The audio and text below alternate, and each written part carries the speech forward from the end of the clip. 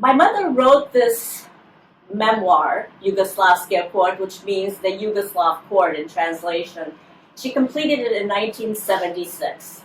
At that time, Alexander Solzhenitsyn had moved to Vermont, to a tiny town called Cavendish in Vermont. You know, he was expelled from the Soviet Union in 1974, and so he lived in Switzerland, he lived in Germany, Switzerland, he was at the Hoover Institution in housing there, and then he settled, you know, more or less permanently for 20 years in Cavendish, Vermont.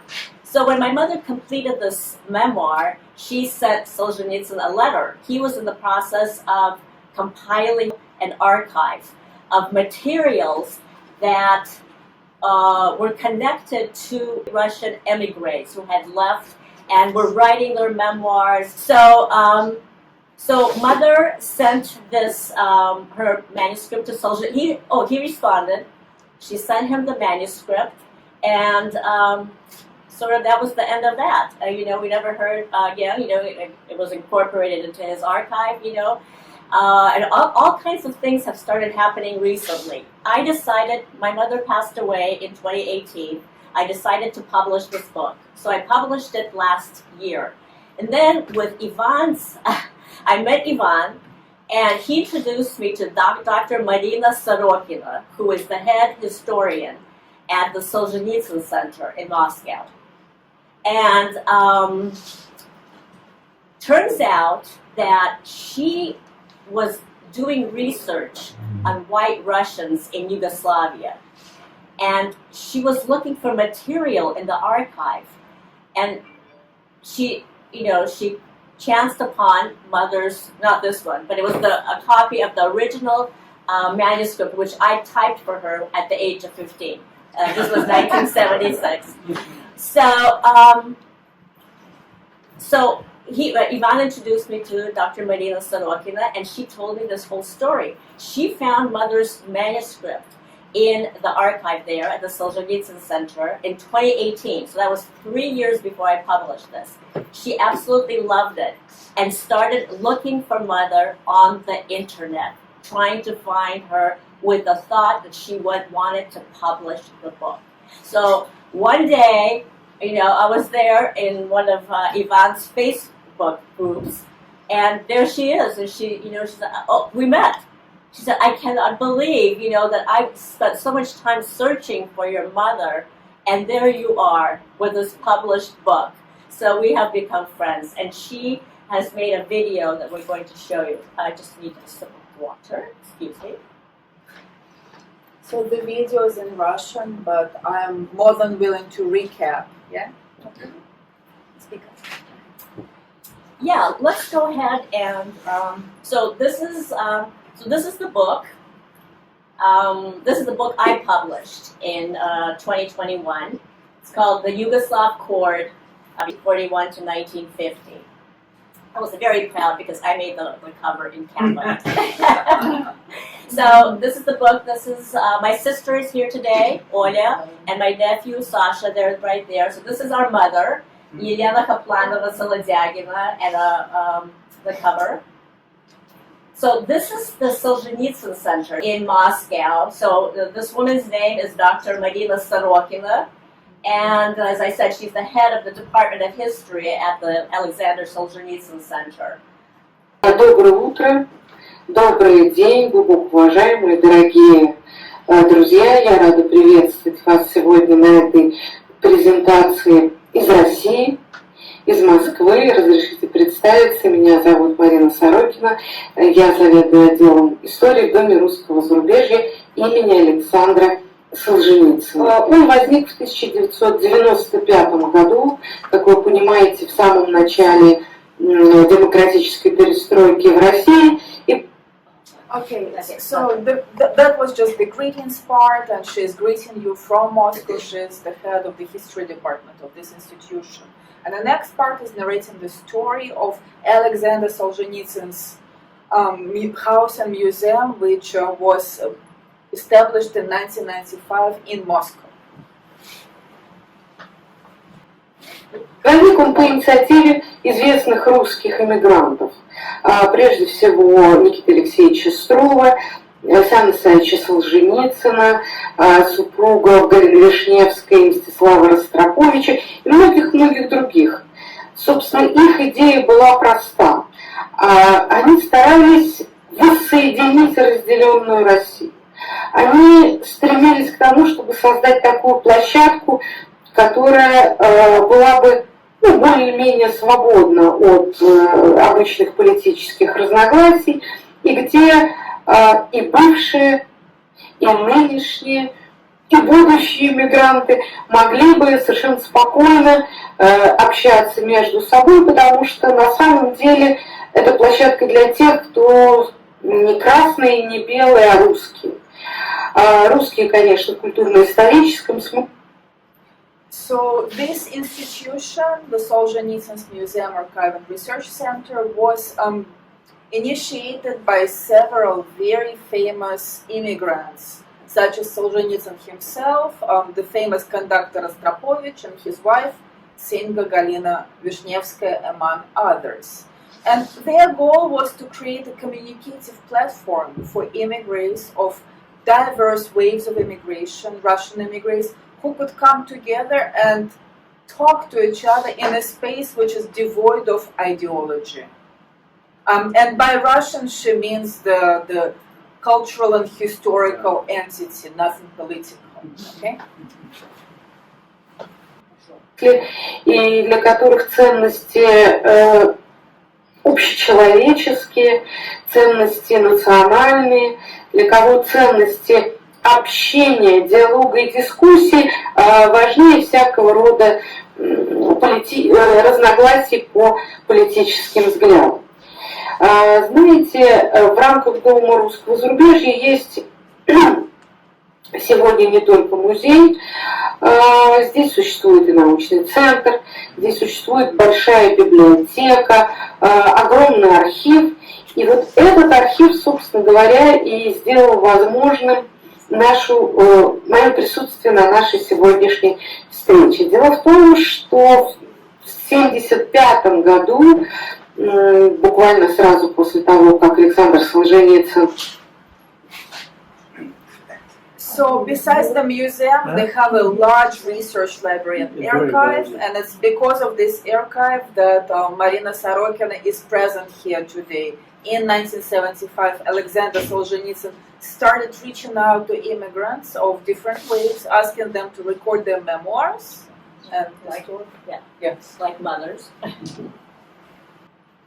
Вынужден был покинуть тогда СССР, он обратился к русским эмигрантам с призывом написать воспоминания о том времени, о тех людях, о тех событиях, которые связаны с их жизнью за рубежом или даже в России. Так возникла знаменитая Всероссийская мемуарная библиотека, которая насчитывала и насчитывает более 2000 рукописей. И вот как раз в рамках этой библиотеки существует и небольшой югославский раздел. Мемуарное наследие русской эмиграции, которое касается Югославии, вообще говоря, очень... So she's talking about the all memoir collection at this research center, which counts by now more than 2,000 of manuscripts. But its Yugoslav section is rather small, and there are several reasons for that. Причин тому, конечно, множество. Начиная от нашего нелюбопытства до тех политических проблем, которые заставляли людей или не писать, или прятать, или уезжать. И, собственно говоря, русская эмиграция в Югославии, особенно в межвоенный период, остается очень слабо изучена. Обратившись к каталогу этой библиотеки, я обнаружила одну рукопись, которая меня, собственно говоря, потрясла. Как вы, наверное, уже догадываетесь, это была как раз та самая рукопись, о которой сегодня мы будем говорить, которая сегодня презентируется, замечательный югославский аккорд. Должна заметить, что в тот момент я еще плохо себе представляла, кто ее автор, но та женская, очень исповедальная, очень тонкая, такая лирическая и в то же время очень... Okay. So having browsed this very narrow section of literature, of memoir literature on the former Yugoslavia, Marina Sorokina found one manuscript she absolutely fell in love with.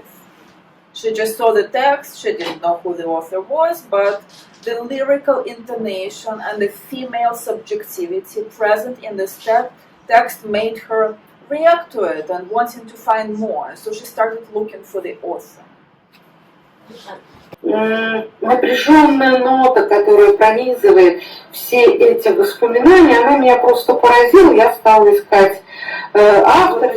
Благодаря Ивану Подвалову оказалось совсем недавно, в один действительно прекрасный день, что Наталья Солодягина сама нашла как бы меня и наш дом русского зарубежья, в котором хранится одна из копий воспоминаний ее матери. Эти воспоминания были присланы Александру Александровичу Солженицыну. И вот сейчас я бы просила показать последние слайды моей небольшой презентации. Вы увидите обложку рукописи, на которой неизвестное мне лицо, я думаю, что кто-то из помощников Александра Александровича сделал такую надпись. Содержание рукопись содержит кое-какую интересную информацию о титовской Югославии до и после разрыва со Сталином. Но, к сожалению, сильно разбавленную совершенно неинтересными и многословными личными воспоминаниями.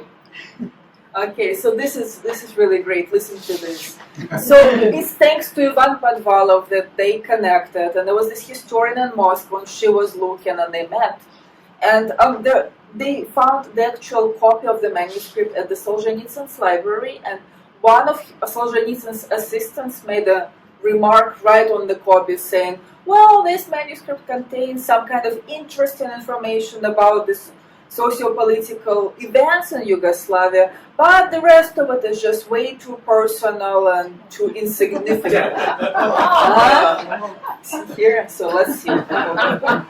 Суждений. Должна сказать, что вот как раз именно это личные воспоминания и рассуждения мне это самой и показались наиболее интересными в этой рукописи, почему я, собственно говоря, и начала ее искать в России. Должна заметить, что у меня, конечно, еще появилось совершенно особое личное отношение к этой рукописи после того, как я познакомилась с дорогой Натальей Солодягиной, и от которой получила несколько фотографий и небольшое описание жизни ее семьи. Оказалось, что Елена Пантелеймоновна родилась не где-нибудь, а в Призрене. Вряд ли кому-нибудь из вас что-то говорит название этого городка, а мне говорит, потому что 3 года тому назад. So it was really the personal component of the manuscript that drew Marina Sorokina as a researcher to investigate more. And once she corresponded with Natalia, she really felt that there was even more connection to come. For example, Natalia's mother was born in the town of Prizren, and probably no one in this room knows where Prizren is, but this researcher, Marina Sorokina, was just there. Я была в тех местах, я была в Косово, Медохе, в такой же многострадальной земле, которая пережила страшные совершенно события югославских войн, и поэтому все строки, какие-то образы, и даже запахи, наверное, которые так в изобилии распространяются по рукописи Елены Пантелеймоновны, они мне понятны. Жизнь там, конечно, была очень сложная, очень, очень непростая. И Лена Пантелеймоновна сумела о ней, об этой детской ее жизни рассказать с какой-то невероятной ноткой и ностальгии, и честности, и обращенности к будущему, к нам, своим читателям. So, Prizren is really near Kosovo, and she just traveled there, and that region itself was the site of many wars, of many Yugoslav wars, and suffered a lot, and the life there was tough, but Elena Solodiagina, the author, managed to describe that world, and even some images or the smells, you almost feel like they emanate from the pages, and the child view on that very difficult time of life of Russian immigrants is really not only directed towards her own circle of friends and family, but also towards the reader, ages and like years and years later, modern reader. Надеюсь, что сегодня я буду также зрителем и слушателем того, что Наталья Солодягина нам расскажет о своей семье. Мне это очень интересно, мне это очень важно. И человечески, и профессионально. Я очень благодарна Наталье за то, что у нас на большом сайте «Русская Сербия», который тоже возник совсем недавно, есть страничка, посвященная ее семье. Ну, в какой-то степени я почти как Александр Исаевич могу обратиться к вам и сказать, что, пожалуйста, мы будем очень рады разместить ваши материалы у нас на сайте. Приходите к нам, приходите в Дом русского зарубежья, в Музей русского зарубежья, приезжайте в Сербию. И вообще давайте делать все для того, чтобы не потерять такое важное для всех нас общение, нашу дружбу и всегда слушать и слышать биение наших сердец. Будем вместе. Спасибо вам, мои дорогие, и надеюсь, что я всегда с вами. Удачи! Okay, so it happened so that the Museum of Solzhenitsyn placed already materials of Natalia's mother to their new website dedicated to Russian Serbia. And almost like Alexander Solzhenitsyn himself, Marina Sorokina is inviting those who have records to deposit to the museum and to work with the museum workers so that more of these stories are digitized and known to the audience. The last statement that she makes is, let us ignore the politics and listen to the heartbeat of our hearts and be together. Come to Moscow if you can, come to Serbia, and I hope that this lecture and evening and Marina herself will stay with you. Thank you.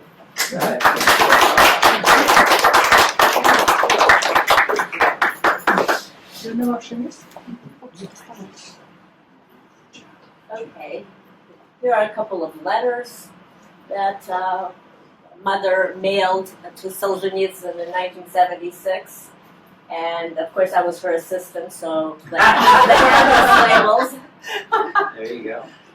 Okay, so this is a photograph of our grandmother as a little girl in Russia in 1910 with her two older brothers and their father, who was, she was born in the Caucasus in Sukhumi. Her father was from the Russian city of Tambov. He was a governor in this region, and so when the revolution happened, you know, they had to to escape the Bolshevik firing squad. They escaped in the middle of the night. So let me here talk to you about born in the Caucasus region. She was 7 years old when the revolution began, and the next 3 years they spent just roaming around different cities in Russia, trying to, they were following the fortunes of the White Army. So they went to places like Ekaterinodar, Rostov, Novorossiysk, Feodosia, Sevastopol. One of her brothers died from typhus en route, so then there was only one left. Ultimately, they left Russia in November of 1920. My mother's father became a priest later on, but he was born in the city of Mariupol. He grew up in around Donetsk. At the time of the revolution, he was attending, a gymnasium, like a boarding school, high school, in the city of Rostov. He and a couple of his classmates were very excited. They joined the volunteer army. They wanted to fight the Reds. So all kinds of things happened to him. He recovered from typhus and typhoid fever. He had 2 bullets lodged in his left leg. So he made his way also to the kingdom of the Serbs, Croats, and Slovenes in leaving Russia in 1920. So Yugoslavia went through a number of name changes just to clarify things. So at this time, from 1918 to 1929, it was known as the Kingdom of Serbs, Croats, and Slovenes. In 1929, the name was changed to the Kingdom of Yugoslavia. So when our mother was born there, it was already the Kingdom of Yugoslavia. And then, of course, right after the war, it becomes a communist country, so the Federal Republic of Yugoslavia. So a few more things. So there were 5 waves of white Russian immigration to the Kingdom of Serbs, Croats, and Slovenes. This building, so in 1919, the Yugoslav government was very open to helping white Russian emigres. First of all, the king of Yugoslavia, Alexander I, he had a connection to the Romanovs. His sister and 2 aunts were married to Romanovs. He was educated in St. Petersburg. He also spoke Russian fluently. So he was a Russophile, so he had a connection somewhere around, I've read statistics of like 40,000 white Russians were accepted into the kingdom, and the number goes up to 70,000 in some sources. So it was a sizable number. So in 1919, the Russian House was established. This was not the building at the time. Everybody who arrived, including our grandparents, had to go through the Russian House, and then they would be resettled somewhere in the kingdom. 75% of refugees had a secondary or higher education. So this building here, the architect was a white Russian emigre, Vasily Baumgarten. This was built between the years 1931 and 33. It still stands. The street name is my namesake, Queen Natalia Street. So it's still there, and they have a lot of events that happen there, exhibitions and different things. So my grandmother's family was resettled. They were moved to eastern Serbia near the Romanian border. And my grandmother, our grandmother, my sister is there, was enrolled in this school and located in the city of Velika Kikinda. So this was the first Russian-Serbian women's gymnasium / boarding school. It was just established at the time. She attended from 1922 to 1930. So this institution was modeled on the famous Smolny Institute in St. Petersburg. It was established in 1921 by a woman who was a graduate of the institute. The students slept, so the students slept in cold rooms. They washed with cold water. Their days were filled with lessons. There was an emphasis on languages and needlework. Our grandmother had golden hands her entire life. She was a linguist. She spoke, which served her well when they came to the United States, because they became librarians at the Claremont colleges. So there were prayers, there were walks. They walked. There was called Sherechka Smasherechke. So that's from the French, ma chère et ma chère. So they would walk together, holding each other, arms looped. There was also, they were supervised by class ladies, class les dames. So, they had to behave, they had to sit straight, it was very regimented, there was a lot of discipline. This place was called Institut by the students, and growing up we always heard stories about в институте такое-то происходило. Let's see here. Here is a class, the class of 1930. Our grandmother, as you can see, this arrow that I created is right there. She attended it from 1922 to 1930. They could not misbehave, but of course all kinds of things happened. We heard all kinds of stories growing up. They still managed to, and they did fall in love, and they had these little crushes. So one of their crushes was Alexander Vertinsky. So, he was a famous, he left Russia, he was a white Russian emigre, and eventually he did return to the Soviet Union. So he lived in different places. He performed in Belgrade, U Beogradu, 1926. He performed, so they all had a huge crush on him. So I don't know, he was like their Justin Bieber or whatever. Something like that. Okay, so now I'm going to tell you a bit about our grandfather.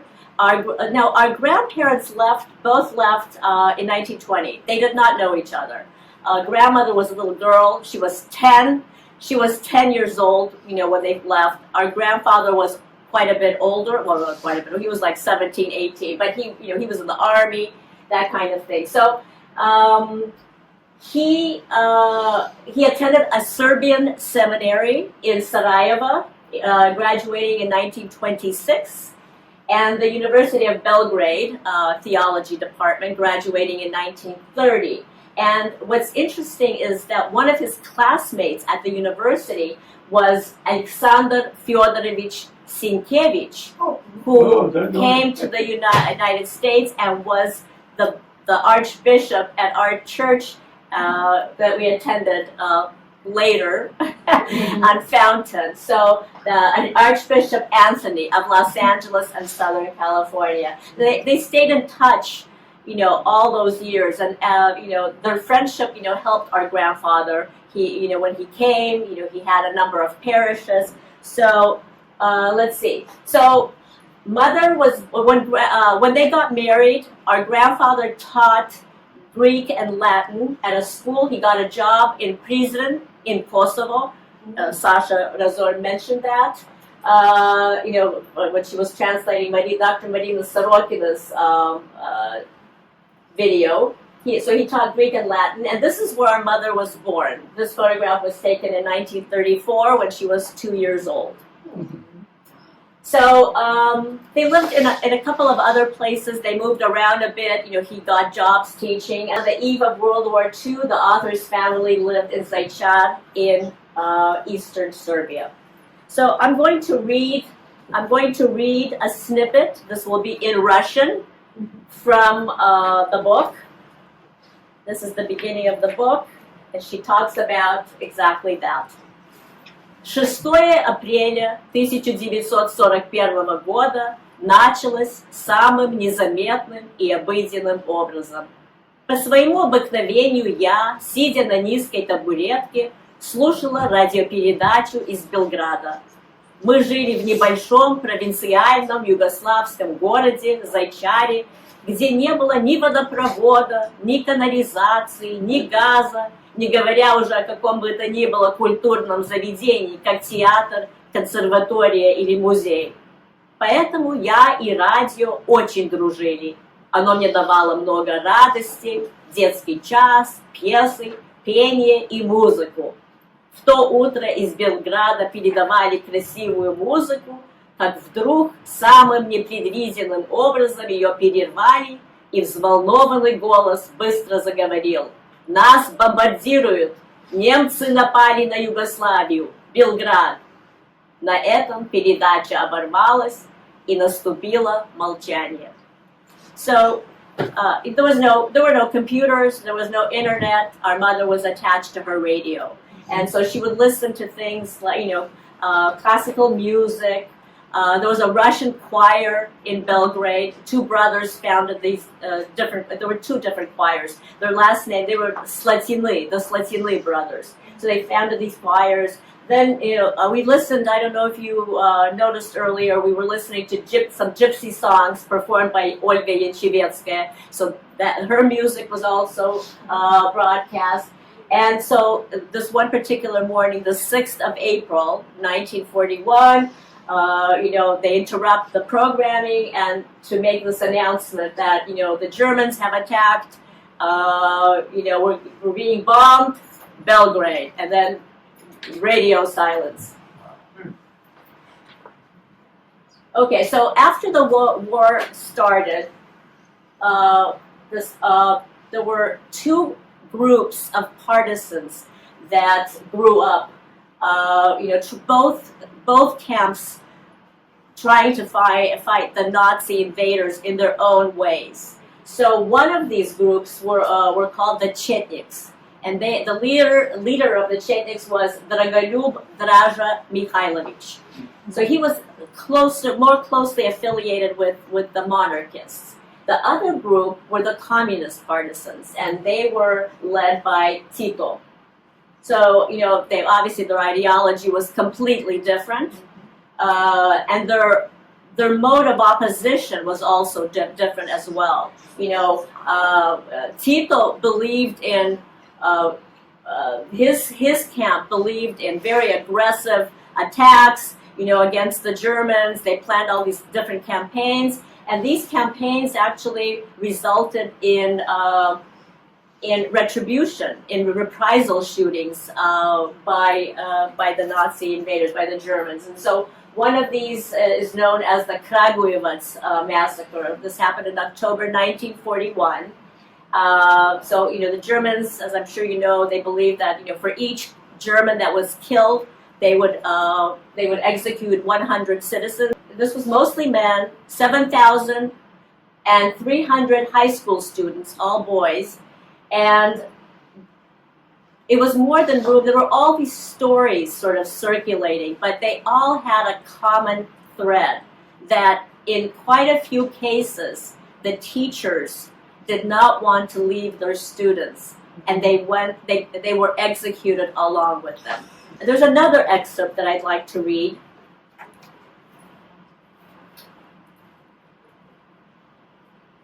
That talks about the importance of close friends, neighbors, people helping each other through these difficult times.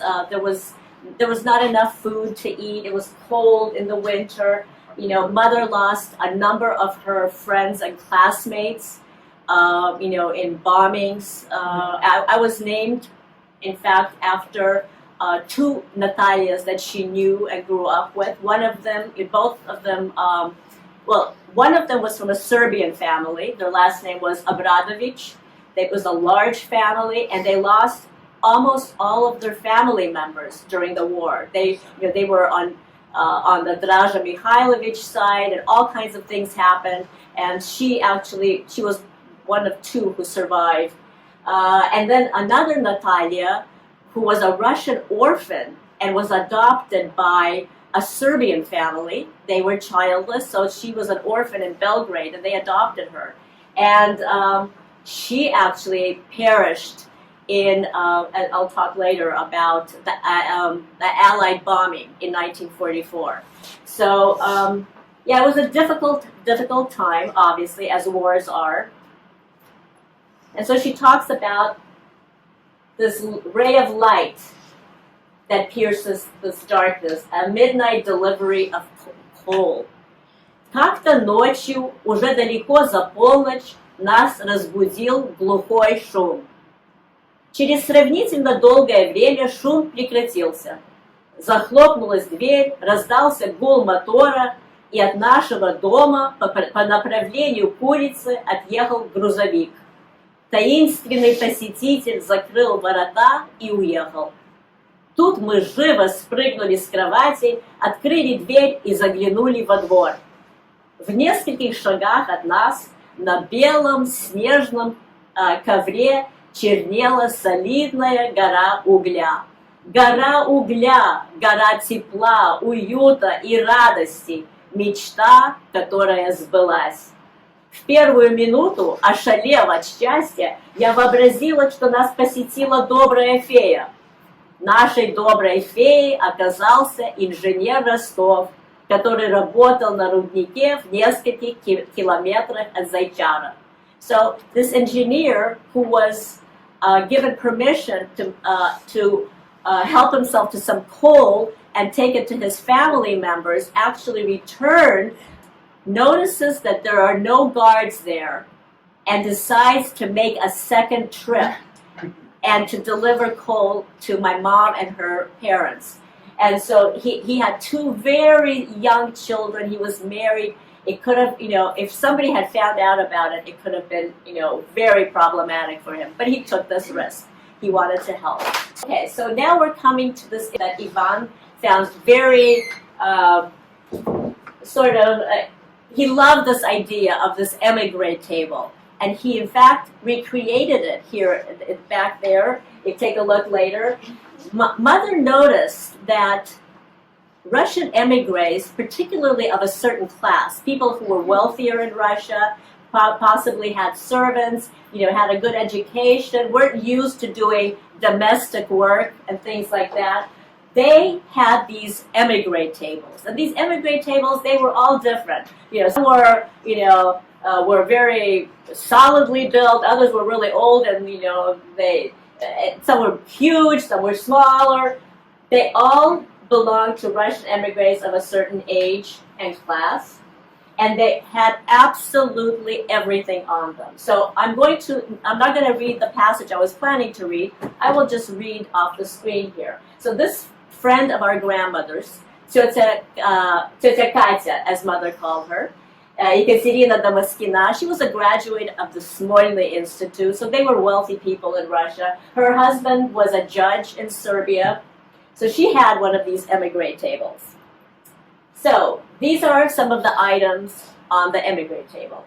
Matches, newspaper clippings, buttons, letters from her daughter written that year, the previous year, the year prior to that, and for many years. Postage stamps, glue, needles, gloves, hairpins, red sealing wax, 2 cardboard candy boxes, and 1 tin box. A comb, brooches, an eyeglass case, glasses, a crochet hook, keys, aspirin, iodine, a couple dozen books, a pocket knife, pens and ink, stationery, nails in a glass jar, shoelaces, French perfume, thread, and so on.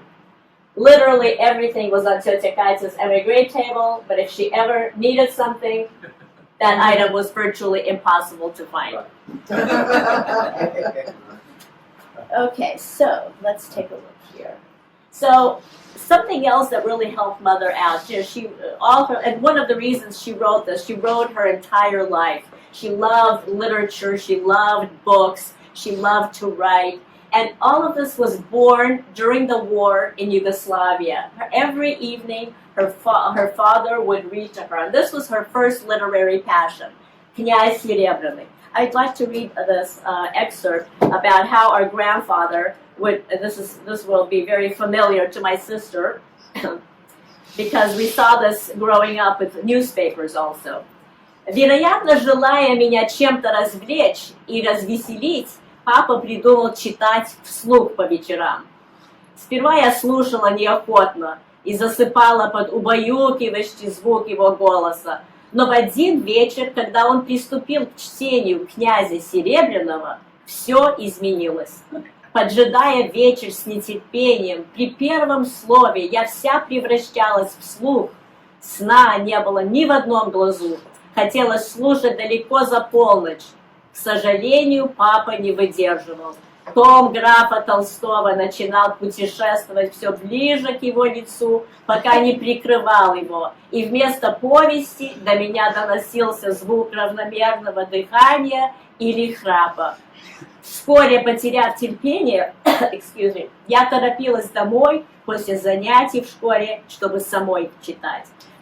So our grandfather, we grew up with these, watching him read his newspaper. So that's what he would do with this book. He would read, and then he would slowly fall asleep, and that was over. So Mom loved to read, and she would rush home after school to read on her own. She's not going to wait for him anymore. Okay. Okay, so in 1943-44, the Allies switched their support from Draža Mihailović, who was a monarchist type Chetnik, to Tito's communist partisans. On April 16th, which was Orthodox Easter, British and American forces began bombing Belgrade.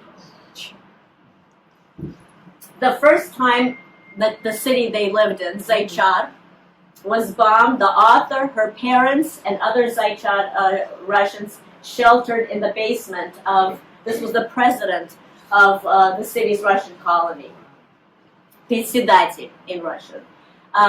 So Martynov. The reason I included the slide is because the name will reappear in a few slides here as we move along. So in 1920, the author's parents, my mother's parents, left Russia. They found refuge in the Kingdom of Yugoslavia. 24 years have gone by, and once again, the Red Army is on the march.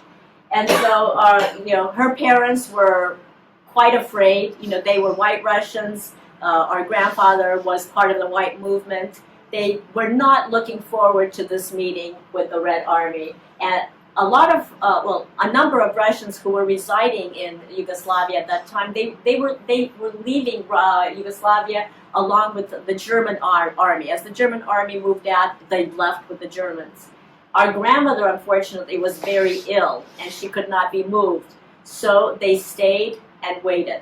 And so here's another. This is a time in our mother's life. Her father was a priest, so it was expected of her to, pray every evening, do this. But she sort of did these things by rote. She just stood there, didn't even think about it. But for the first time in her life, prayer really became important to her. And there's an excerpt which, even though I'm her daughter, I always find so moving and so beautifully written about what prayer meant to her at that time. How they would go to a Serbian church, but there was a Russian corner, and after the regular service, they would go to this Russian corner, and there would be maybe 12 people would gather there. A couple of priests, our grandfather, one of them, and a couple, 10 or so Russians, and they would pray. It's a very moving excerpt. So they were afraid of the Red Army advancing, but at the same time, Mother grew up as a Russian in Yugoslavia. She always felt Russian. They spoke Russian at home. She loved Russian books and Russian literature. They had Russian friends. They had Serbian friends as well, but they had a lot of Russian friends. She always felt Russian. And, the kids at school called her Russian cabbage. But she was never embarrassed of her heritage. She was proud of it. So when the Red Army, her parents were afraid of the Red Army's advance. But when the Red Army, but she was actually both frightened and she was anticipating their arrival. She wanted to see what these Russian people looked like, what other Russian cabbages looked like. So there's another excerpt that, again, because we have so many people who are not native Russian speakers, I won't include it. But yes, so these Russian cabbages arrived, and she was like, but even reading this, I'm surprised that her parents actually let her roam around. They were, there was, I don't know much about weapons, but there was all this weaponry, out in the open, and they were getting things readied, etc. And she was just roaming around, chatting with all these people as they were, cleaning these things. So, she found it very interesting. So she wrote about that in the book as well. So this is the Eastern Front, fall 1944. Part of what the Red Army was planning. They went for Zaječar. And then from there they would go on to Belgrade and free Belgrade. So they were right there in their path. So eventually, they were there for a couple of months, the Red Army. They had some encounters, with Soviet officers. Nothing, everything worked out, and the Red Army departed Zaječar in early 1945. So a year prior to that, the OSNA was formed in Yugoslavia. So this was formed by the Tito's partisans, communist partisans. This was later renamed UDBA. So this is the KGB. The acronym basically stands for the same thing that the KGB stands for. So this was created, the State Security Administration, Communist Yugoslavia Secret Police. So then the communist purges began. So the town Zaječar was, as I mentioned, it was not large. But the lists would be displayed, and there would be 100+ names on them, which was a sizable number for a small place like that. And the president of the Russian colony was one of them, and his wife, Martina, I mentioned him earlier. They were among the first to be executed. So these are events that happened in Yugoslavia at this time. November 11, 1945, Tito and the Communist Party, the only candidate on the ballot, and he won. November 29th, Yugoslavia proclaimed the Federal People's Republic of Yugoslavia. March 13th, Draža Mihailović, the Chetnik leader, he spent quite a long time hiding in the mountains, trying to evade the communist authorities, but eventually he was caught, he was tried, and he was executed.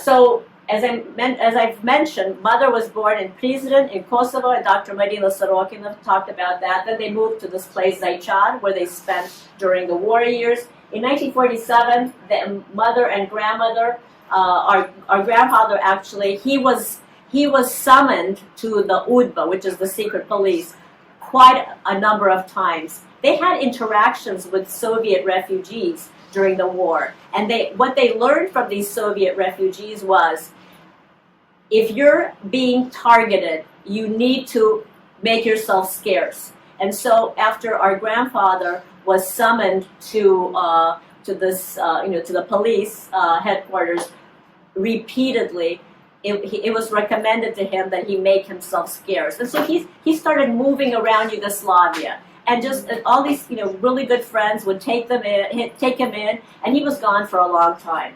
So in 1947, my mother and grandmother moved to this place, just 42 kilometers from the other one, called Knjaževac. So in both places, in Zaječar and Knjaževac, they had a lot of Russian friends who were real characters and are described in the book. It's interesting to read about all these different personalities, different people that she encountered, both in Zaječar and Knjaževac. In 1948, after years of steadily deteriorating relations, the Stalin-Tito split occurred. And so when this happened, this was from about 48 to 53 until Stalin's death. So this went on. He was unhappy. He wanted to, basically call the shots in Yugoslavia. Tito was a very strong leader. He didn't want to let him do what he wanted to do. So this split happened. And it became very unpopular to have sort of Stalinist views on things, which before were commended, all of a sudden became a big no-no. And so new purges began in Yugoslavia. This time, it wasn't so much the anti-communists that were being targeted. It was people with Stalinist views that they knew from before. So again, people were being killed. And rumors reached our mother and her parents that there was talk about Russian emigres being deported, expelled out of Yugoslavia because of their heritage, because of what had happened. Now, these were primarily anti-communists who had settled in Yugoslavia, but Tito had, a beef with Stalin. He's a communist, right? And now these anti-communists were paying the price for it. So they were being deported to other communist countries without documents, etc., to Albania, Hungary, and Bulgaria, places like that. On February 20th, 1950, mother and her parents were summoned to the local police station and stripped of their Yugoslav citizenship, and they were slated to be deported to Hungary. So you know, they had good friends. They were brave. They did something right. They were able to get out eventually. Our grandfather went to Belgrade a number of times illegally to meet with people he hoped would be able to help them. Our mother and grandmother were thrown into jail. But eventually, you know, things did happen. So I just wanted to put this in here. When our grandmother was a little girl in the Caucasus, before the revolution, she and her older brothers, Seryoja and Alyosha, dreamed of traveling to the United States one day. Preparing for their trip, they collected food in a tree hollow on their property, without the knowledge of their parents or their cook, Nocha. Unfortunately, her brothers were not destined to see the U.S., but our grandmother's childhood dream did come to pass. So they were able to leave. They went to Trieste in Italy. They were there for 2 years. This is very interesting. As this project developed and I published a book last year, I met so many people, so many interesting people, starting with Ivan Podvalov. I met people at different museums. So these are 2 photographs. Michael Perikryostov is the executive director at the Russian Museum in Jordanville. And he put me in touch with this gentleman, Nick Budkov, who was born at the DP camp in Trieste and has an amazing archive of photographs that were taken of the barracks where people lived. And so in and among all these photographs, I discovered 2 of our grandfather, Father Panteleimon, Archpriest Panteleimon. So here he is, right there, and here he is. This is Easter. This is at the DP camp in Trieste. So they were there for 2 years, and in 1952, they were able to come to the United States. And our grandfather, here he is, local newspaper, clipping. He was the founding pastor of the All Saints of Russia Orthodox Church in Denver, Colorado. They lived there from 1952 to 1955. And at which time, sorry about that, jumping around here. And then our grandfather, was the priest in Glendora at the, it's called the St. Andrew's Russian Orthodox Church here in Southern California, in Glendora. He was the priest there from 1956 to 1974, and my childhood friend, who unfortunately couldn't make it today because he got sick, Petya Konovnitsyn, he provided this photograph from Glendora, and this is a photograph from our family album with our grandfather, grandmother, and our parents here. This is, after the service, taken in 1956. And this is a photograph that I wanted to throw in. Mm-hmm. This is obviously myself and my sister with our father, Grigory Mikhailovich Solodiagin, in 1963. We were both born in Los Angeles. We attended Russian school here and graduated. We both attended for 10 years. And we both speak Russian fluently. Thank you very much for your time.